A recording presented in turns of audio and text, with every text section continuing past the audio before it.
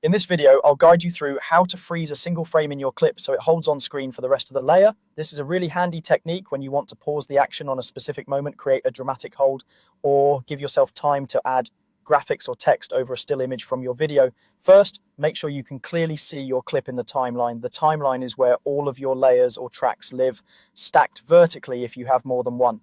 Each layer represents a separate piece of media, like a video clip, image, or adjustment.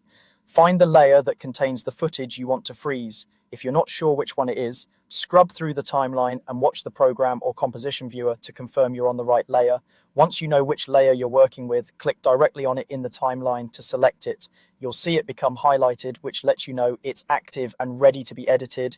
It's important that only the layer you want to freeze is selected, so you don't accidentally apply the freeze frame to the wrong clip. Next, move the playhead to the exact frame you want to freeze. The playhead is the vertical line that shows your current position in time. You can drag it left or right across the timeline, or use the arrow keys on your keyboard to move frame by frame for extra precision. Watch the preview window as you move the playhead and stop when you see the perfect moment you'd like to hold on screen. Take a second to be really precise here. Zooming into the timeline can help you land on the exact frame, especially if your clip has fast motion. Freezing the right frame is key, because whatever you see under the playhead now will be the image that stays visible afterward. With the playhead parked on your chosen frame, right-click directly on the same layer in the timeline. A context menu will appear. From that menu, hover over or select the time option. This opens up a set of time-related commands for that layer. In that time submenu, choose the freeze frame command. As soon as you select freeze frame, the software takes the frame under the playhead and locks it in place for the rest of the duration of that layer. From that point onward, instead of the video continuing to play, you'll see a still image that does not change no matter how far you move forward in time on that layer.